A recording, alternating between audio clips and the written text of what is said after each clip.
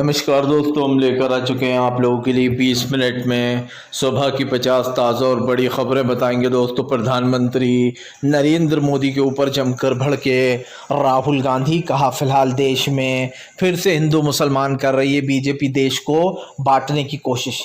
आपको बताएंगे अखिलेश यादव ने भारतीय जनता पार्टी पर बोला हमला। अखिलेश बोले पुलिस भी जानती है और मीडिया भी जानती है कि ये सब कुछ चुनाव के लिए किया जा रहा है। मोइन खान को फंसाया जा रहा है सिर्फ क्योंकि वो सपा के नेता है। और आखिरकार क्यों दोस्तों भारतीय जनता पार्टी के खिलाफ वक्फा बोर्ड ने खोला मोर्चा। कहा मुसलमान जाग जाएं। मोदी सरकार हिंदू भाइयों को खुश करने के लिए मुसलमानों को परेशान करती है क्योंकि हिंदू मुसलमान में कसर रह गई। अब की बार बीजेपी का दोस्तों पत्ता ही कट गया, सत्ता नहीं चला पाई। और कैसे दोस्तों भारतीय जनता पार्टी के नकाब उठा दिया है इंडिया गठबंधन ने, बताएंगे क्या है मामला। तमाम मुद्दों पर होगी बात, लेकिन उससे पहले अगर आपने अब तक हमारे चैनल को सब्सक्राइब नहीं किया है कर लीजिए। पास में एक घंटी आएगी, इसको भी दबाइए ताकि हर वीडियो की जो अपडेट है वो आपको मिल पाए। दरअसल दोस्तों आपको बताते चले, प्रधानमंत्री नरेंद्र मोदी के ऊपर भड़के अखिलेश यादव। अखिलेश बोले देश की जनता भी जानती है कि बीजेपी एक झूठी पार्टी है। वो चुनाव जीतने के लिए धर्म के आधार पर हिंसा फैलवाती है, नफरत फैलवाती है। आपको बताते चले अखिलेश ने दोस्तों एक ऐसी बात बोल दी जो सबको सुनना चाहिए। आपको बता दूं दोस्तों, अखिलेश यादव ने कहा कि ये लोग हिंदू मुसलमान के नाम पर देश को बांटने की कोशिश करते हैं। ये लोग मुसलमानों से नफरत करते हैं और इनकी घृणा, इनकी नफरत जो है वो देश के संविधान के खिलाफ है। यही नहीं, अखिलेश यादव ने कहा कि फिलहाल अगर ये लोग सच्चे हैं तो फिर टेस्ट क्यों नहीं करवा रहा है। अगर उन्होंने सच में दोस्तों मोइन खान ने उस बच्ची के साथ ऐसा किया है तो टेस्ट करा लें। अगर वो जुर्म है दोस्तों, उन्होंने सच में किया तो उनको सज़ा मिले। अखिलेश ने कहा कि ये सब कुछ चुनाव के लिए किया जा रहा है। इनकी पुलिस जो है वो अब बीजेपी की प्रवक्ता बन चुकी है, बीजेपी के कार्यकर्ता बन चुके हैं। अब उत्तर प्रदेश की पुलिस नहीं रही है दोस्तों, वो सच में। और मैं और आप भी यही कहेंगे कि हाँ अखिलेश बिल्कुल सही कह रहा है। अब उत्तर प्रदेश की पुलिस दोस्तों आलसी तो थी ही, और उसके साथ साथ जो है वो बीजेपी की एक तरीके से गुलाम भी बन गई है। ये बात हम नहीं, ये अखिलेश यादव कह रहा है। बढ़ते हैं एक और अगली बिग ब्रेकिंग की तरफ। बताया दोस्तों अगली जो बड़ी खबर निकल कर आ रही है, राहुल गांधी का बीजेपी के ऊपर हमला। राहुल बोले फिर से देश को बांटने की कोशिश हो रही है, लेकिन देश की जनता महंगाई और बेरोजगारी पर सवाल पूछेगी। दरअसल आपको बता दें चले दोस्तों, एक बार फिर से भारतीय जनता पार्टी अपनी फितरत पर उतर आई है। कहते हैं ना दोस्तों कि आदत छूटे नहीं छूटती है। कुत्ते की पूंछ 100 बरस नली में रखो लेकिन वो टेढ़ी की टेढ़ी ही निकलती है, कभी सीधी नहीं होती है दोस्तों। और यही हालत बीजेपी की है दोस्तों। इतना बुरा चुनाव हारने के बाद जनता ने दोस्तों धूल चटा दी, उसके बाद भी नरेंद्र मोदी के तेवर देखिए कि देश में ऐसे ऐसे कानून लाए जाते हैं, ऐसे ऐसे बिल लाए जाते हैं जिनका कोई मतलब ही नहीं है। अब वक्फा सुन्नी बोर्ड की दोस्तों ज़मीनें ना कभी बेची जा सकती हैं, ना कोई ख़रीद सकता है इनको। वो एक तरीके से रेंट पर देते हैं, अगर मस्जिद वाले देते भी हैं तो अब दोस्तों मोदी सरकार इसमें भी संशोधन करने को कानून ला रही है, जिसके बाद हड़कंप मच गया है। आपको बताते चले मौलाना जो है यहाँ पर कांग्रेस ने सवाल उठाया है। कांग्रेस ने कहा कि फ़िलहाल फिर से एक बार हिंदू मुसलमानों को बांटने की कोशिश की जा रही है और जानबूझकर ऐसे बिल लाए जा रहा है दोस्तों। इससे पहले किसानों को परेशान किया गया, उसके बाद दोस्तों जिस हिंदू के नाम पर, आप समझिए जिन हिंदू भाइयों के नाम पर बीजेपी वोट मांगती है जिनसे, उन लोगों के लिए 10 साल में नरेंद्र मोदी ने क्या किया आज मैं बता देता हूँ। उन गरीब लोगों के घर तोड़े, राम मंदिर बनाने के लिए गरीबों के घर तोड़कर उनको घर को उजाड़ कर उन्हें बेघर कर दिया। यही नहीं दोस्तों, ये सिलसिला रुका नहीं। लखनऊ की और उत्तर प्रदेश की कई जगहों पर दोस्तों कॉलोनियों की कॉलोनियाँ तोड़ी जा रही हैं, जिसमें कम से कम 22 से 23 हज़ार एक कॉलोनी में लोग रहते हैं और वो भी हिंदू भाई, उनको बेघर किया जा रहा है। यही कारण है जो मोदी सरकार अब हर चुनाव हार रही है। उपचुनाव में भी उसका जो है यहाँ पर जनता ने लंका लगा दी। तो सीधी सी बात है कि आप जनता से वोट मांगते हो हिंदुत्व के नाम पर और फिर हिंदू भाइयों को ही टारगेट करते हो, उनके घरों को तोड़ देते हो, बुलडोज़र चला देते हो। आपको लगता है कि लोग बेवकूफ़ हैं, आपको लगता है कि लोग आपकी इस बचकुंडी हरकतों में आ जाएंगे। मैंने दोस्तों कल भी कहा था, आज फिर कह रहा हूँ कि ये सरकार सिर्फ एक ढोंगी सरकार है जिसका दोस्तों कोई अस्तित्व नहीं है। एक ऐसी सरकार है दोस्तों जिसका अस्तित्व ख़त्म हो चुका है। बीजेपी आज है कल नहीं दोस्तों, ये लिख कर रख लीजिए। नरेंद्र मोदी चाहे कितनी ही कोशिश कर ले वो इस देश के प्रधानमंत्री नहीं रहेंगे दोस्तों। आने वाले समय में जनता उनको उठाकर बाहर फेंक देगी। और लिख कर ले लीजिए दोस्तों, नीतीश तब तक ही नरेंद्र मोदी के जब तक उनका मन कर रहा है। जिस दिन नीतीश कुमार नरेंद्र मोदी के खिलाफ होगा उस दिन दोस्तों नरेंद्र मोदी की भद्द पिटने से कोई बचा नहीं सकता। ये आज मैं बोल रहा हूँ और लिख कर रख लीजिएगा मेरे चैनल की ये बात। और दूसरी बात दोस्तों, ये साफ हो चुका है कि प्रधानमंत्री बहुत जल्दी जाने वाले हैं। आपको बताते चले दोस्तों, फिलहाल एक बार फिर से मचने वाला है घमासान। जी हाँ, दरअसल आपको बताते चले दोस्तों, ईरान और दोस्तों इजराइल में युद्ध की पूरी तैयारी हो चुकी है। इस बार दोस्तों ईरान पूरी तरीके से इजराइल को उड़ा डालेगा। दरअसल दोस्तों आपको बताते चले, ईरान और इजराइल की लड़ाई अब लंबी इसलिए हो गई है क्योंकि ईरान में घुसकर एक तरीके से इस्माइली, जो कि ख़ास करके फ़िलिस्तीन के रहनुमा बने हुए थे, वहाँ की मदद कर रहे थे दोस्तों, बेचारे उन लोगों को बचा रहे थे। तो हमास के जो थे इसराइली उनको मार दिया गया, चीफ को, जिसके बाद हड़कंप मचा क्योंकि ईरान में घुसकर उनके कमरे में बम लगाया गया था हानिया इस्माइल को। तो दोस्तों हानिया इस्माइल को जब उड़ाया गया तो काफ़ी बवाल मचा। अब आपको बताते चले ईरान ने चौतरफा घेर लिया है। यही नहीं दोस्तों, हिजबुल्लाह एक के बाद एक रॉकेट बरसा रहा है। तो उधर दूसरी तरफ जो है यहाँ पर अब क्योंकि दोस्तों सीधी सी बात है, जब आप किसी की जान की कीमत नहीं समझते तो लोग भी आपकी जान की कीमत नहीं समझेंगे। आप लिख कर ले लीजिए दोस्तों, अगला नंबर जो है नेतन्याहू का है। या तो नेतन्याहू को कोई उड़ा देगा दोस्तों, या फिर नेतन्याहू का अंत किसी की गोली लगने से ही होना है। क्योंकि हमने एक चीज़ दोस्तों देखी है, नेतन्याहू मासूम लोगों को मार रहा है। नेतन्याहू का साथ अमेरिका ने दिया, जिस तरीके से दोस्तों उसने हमास के चीफ को मार दिया, ये बहुत ही गलत बात है। आप समझिए, एक तो आप गजा में रॉकेट बरसा रहा हो, मासूम बच्चों को मार रहा हो, हॉस्पिटलों पर अटैक कर रहा हो, और एक के बाद एक जो है अगर आपकी जो हरकतें वो बढ़ती ही जा रही हैं और हमले बढ़ते जा रहे हैं। तो इस चीज़ को लेकर दोस्तों साफ दिखाई दे रहा है अब ईरान भी रुकने वाला नहीं है। ईरान ने चौतरफा घेर लिया है इजराइल को। और दोस्तों ईरान जब वार करने पर आएगा तो इजराइल का खात्मा हो जाएगा। दो रीज़न है, पहला तो ये दोस्तों, एक तरफ से हमास इजराइल के पीछे पड़ा हुआ, दूसरी तरफ हिजबुल्लाह इजराइल को घेरे हुए, तीसरी तरफ दोस्तों जब ईरान युद्ध शुरू करेगा, जब हमले शुरू करेगा दोस्तों, तो इजराइल अपने आप को बचा नहीं पाएगा। ये लिख कर आप रख लीजिए, क्योंकि पूरे एक तरीके से इजराइल को उड़ा दिया जाएगा। और जो लोग इजराइल की मदद कर रहे हैं दोस्तों वो भी निशाने पर आ जाएंगे, क्योंकि साफ दिखाई दे रहा है दोस्तों फिलहाल रूस के पुतिन जो है वो कहीं ना कहीं ईरान के साथ है और वो ईरान को अपना समर्थन दे रहे हैं। अमेरिका का तो पता है सबको, इजराइल का साथ दे सकता है अमेरिका, लेकिन पुतिन से उलझना अमेरिका को भारी पड़ सकता है। तो ये चीज़ साफ हो चुकी है दोस्तों कि अब इस जंग में आर पार की लड़ाई होना है। जो लोग खास कर बेचारे गजा में घुसकर मासूम बच्चों को मार रहे थे, अब उन्होंने हमास चीफ को अपना निशाना बना लिया। आखिरकार क्या गलती थी दोस्तों उनकी? उन्होंने सिर्फ वहाँ के गजा के लोगों के लिए ये सब जंग शुरू की थी और कोई साथ नहीं दे रहा था। सिर्फ दोस्तों हमास चीफ ने गजा के लिए सब कुछ किया, वहाँ के मासूम बच्चों को बचाने के लिए और फ़िलिस्तीनियों को बचाने के लिए। तो उनकी शहादत बेकार नहीं जाएगी, मुझे पक्का यकीन है। अब की बार दोस्तों गेम अगर किसी का होने वाला है तो वो दोस्तों नेतन्याहू है। आपको बताते चले दोस्तों फिलहाल भारतीय जनता पार्टी के ऊपर फट पड़े दोस्तों जो यहाँ पर उद्धव ठाकरे बोले महाराष्ट्र में एमवीए की सरकार बनेगी। अब दोस्तों इंडिया गठबंधन की बैठक होने वाली है और इंडिया गठबंधन सीएम का नाम, यानी कि जो कांग्रेस है वो सीएम का नाम बता देगी, कौन होगा महाराष्ट्र का अगला सीएम इस बैठक में तय हो जाएगा। दरअसल देखिए दोस्तों सीधी सी बात है, महाराष्ट्र के सीएम उद्धव ठाकरे ही होंगे, साफ दिखाई दे रहा है, क्योंकि कांग्रेस उद्धव ठाकरे पर भरोसा भी करती है।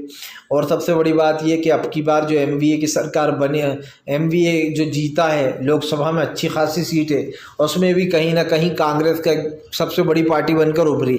लेकिन जब बात सीएम की आती है तो कांग्रेस भी दोस्तों उद्धव ठाकरे को बनाएगी, क्योंकि सबसे बड़ी बात तो ये कि उद्धव ठाकरे के बाद ठाकरे के साथ लोगों की सहानुभूति भी जुड़ी है।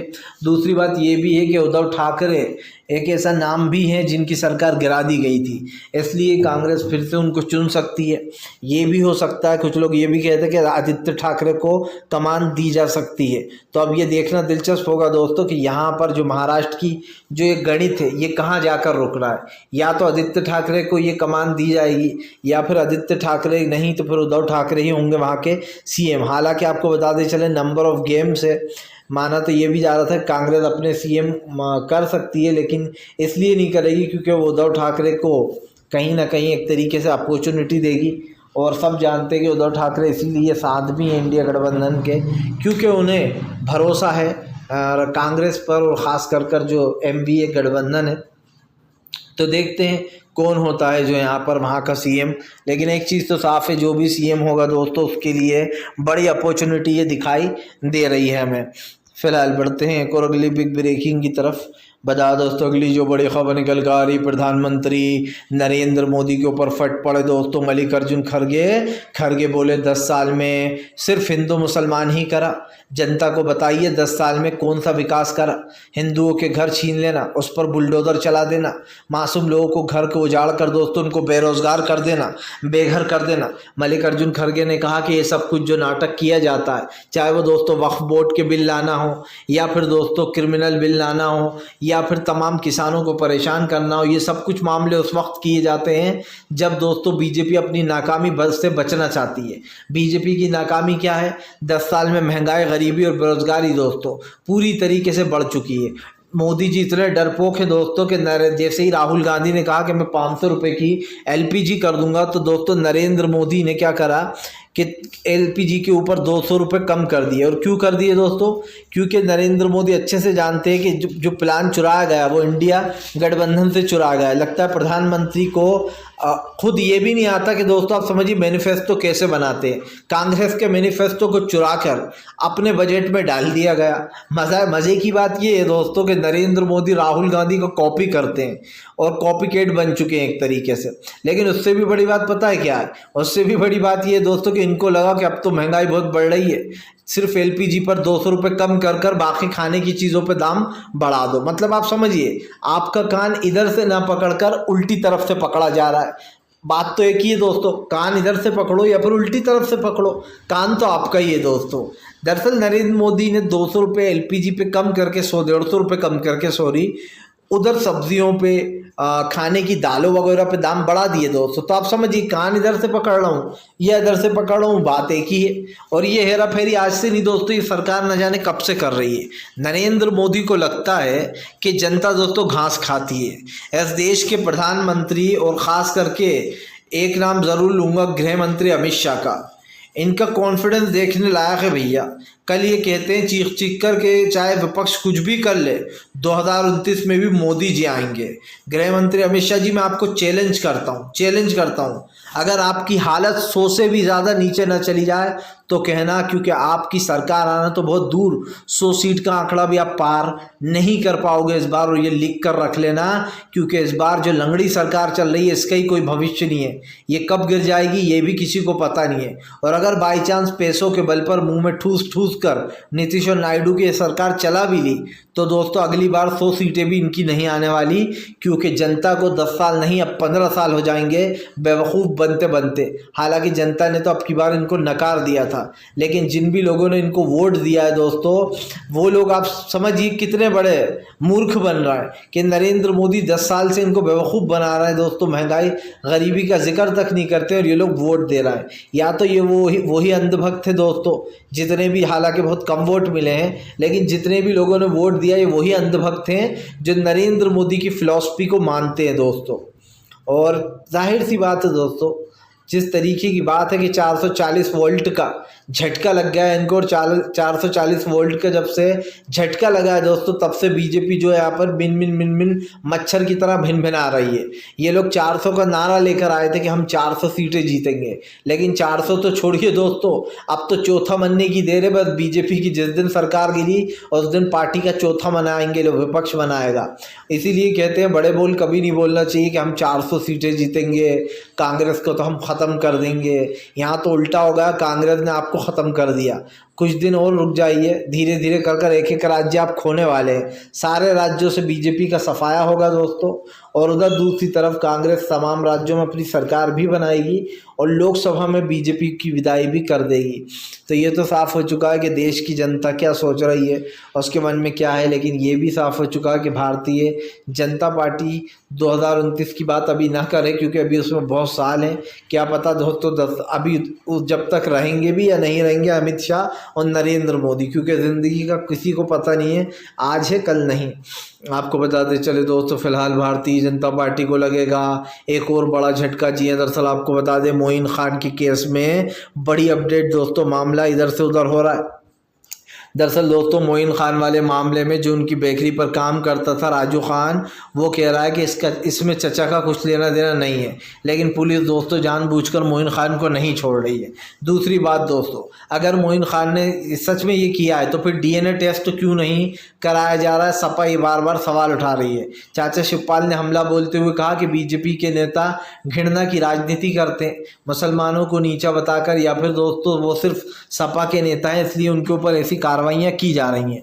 वरना दोस्तों ये वही योगी सरकार है जिसने हाथरस में इतना दर्दनाक रेप किया गया उस लड़की का, उसकी बॉडी को योगी ने रातों रात जलवा दिया ताकि जो आरोपी हैं उनको बचाया जा सके।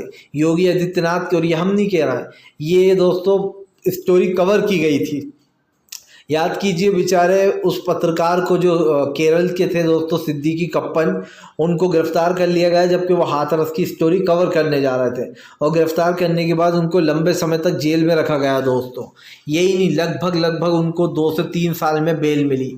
तो मेरा यही सवाल है दोस्तों कि जो योगी और मोदी की पोल खोलते हैं उनसे योगी और मोदी बड़े डरते हैं। और दोस्तों सबसे बड़ी बात पता है क्या, कि अब तो वही लोग मोदी और योगी के दुश्मन हो गए हैं जिनके बल पर ये फुदकते थे।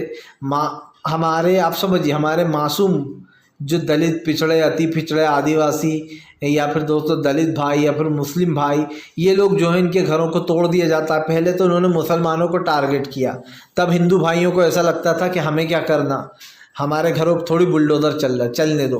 लेकिन फिर क्या हुआ दोस्तों, हमने कहा था कि आए लगेगी आग तो आएंगे कई घर जद में। और उसके बाद दोस्तों इन्होंने हिंदू भाइयों को टारगेट करना शुरू किया। चालाकी देखिए, वोट भी हिंदू भाइयों से मांगते हैं कि हम लोग 70 और 30 का सीधा मुकाबला। योगी साफ साफ कहते हैं, यानी कि 70 यानी कि हिंदू भाई और 30% मुस्लिम है, ऐसा वो साफ कहते हैं अपने। जबकि ऐसा बोलना भी बाबा साहब अम्बेडकर के संविधान के खिलाफ है, लेकिन योगी खुलेआम हिंदू मुस्लिम करते हैं। तो वो बोलते हैं कि 70 और 30 का मुकाबला है। 70 शायद वो इसीलिए कहते हैं कि तुम लोग हमें जिताओ और उसके बाद हम तुम लोग को रुलाएंगे, तुम्हारे घर तोड़ेंगे, तुम्हें बेरोज़गार कर देंगे और तुम लोग सड़कों पर घूमोगे। अब तुम लोग सोचोगे कि हम कहाँ रहें, हमें इससे क्या करना, हम तो तुम्हारी पूरी की पूरी कॉलोनियों पर कट लगवाकर मकानों पर बुलडोज़र चलवाएंगे। दोस्तों योगी के रहते पूरे उत्तर प्रदेश बर्बाद हो गया है। पूरे उत्तर प्रदेश के मासूम जो खासकर गरीब पिछड़े लोग हैं दोस्तों, उनके घरों को रोन दिया जाता है, बुलडोज़र चला दिया जाता है, और कहीं कोई बड़ा ग्राउंड पड़ा होता है वहाँ पर घर बने होते हैं तो उनको निपटा कर ये कह दिया जाता है कि ये तो अब सरकारी संपत्ति हुई। मतलब कि दोस्तों सरकार की शाणपत्ती देखिए, घरों को तोड़कर बड़े बड़े मॉलों के लिए जगह दे दी जाती है, सरकारी संपत्तियों को बेच दिया जाता है, और सरकार वो पैसा कहाँ जा रहा है ये किसी को पता नहीं है। सरकार के पास किसानों को एमएसपी देने के लिए पैसा नहीं है, लेकिन ख़ुद के ऊपर दोस्तों करोड़ों रुपए खर्च करने के लिए पैसा है। तो ये सरकार से दोस्तों कोई उम्मीद की जा नहीं सकती है, और अगर आप उम्मीद रखते हो तो फिर दोस्तों आप और हम क्या बात करें। आपको बताते चले दोस्तों, फिलहाल भारतीय जनता पार्टी के ऊपर जमकर भड़कते हुए नजर आए दोस्तों, जो यहाँ पर तेजस्वी ने बीजेपी को जमकर लपेटा। दरअसल आपको बताते चले दोस्तों, बिहार में खास कर स्वास्थ्य अभ्यर्थियों ने मोर्चा खोल रखा है, और स्वास्थ्य कर्मियों के इस मोर्चे ने दोस्तों बीजेपी की टेंशन बढ़ा रखी है।